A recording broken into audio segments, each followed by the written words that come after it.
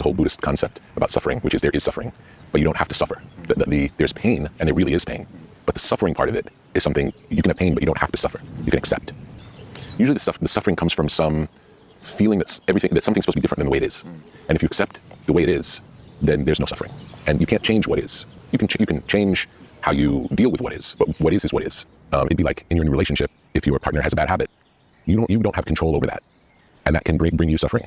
Or you can accept the fact that you have no control over that, and then decide whether or not it's something that on balance you can accept or not.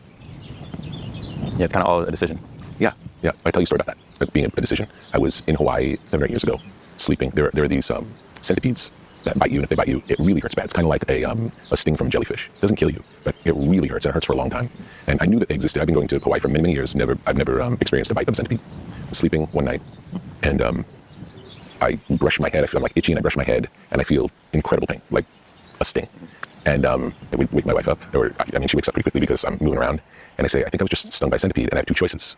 I can panic, which is what I've been programmed to do my whole life, or I can just decide, okay, it's okay.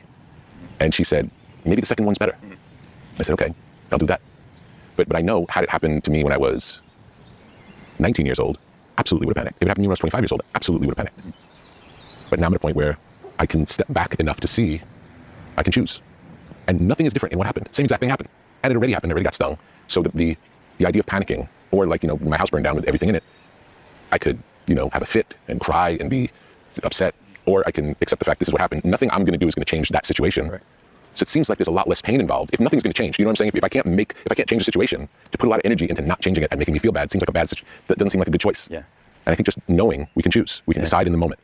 In some ways to remove ourselves, something I talk about in the book is when something bad happens, you can imagine like it's happening in a movie and think, okay, how is our hero gonna get out of this one? Because there's always another scene, the movie goes on after the tragedy. There's always more happens.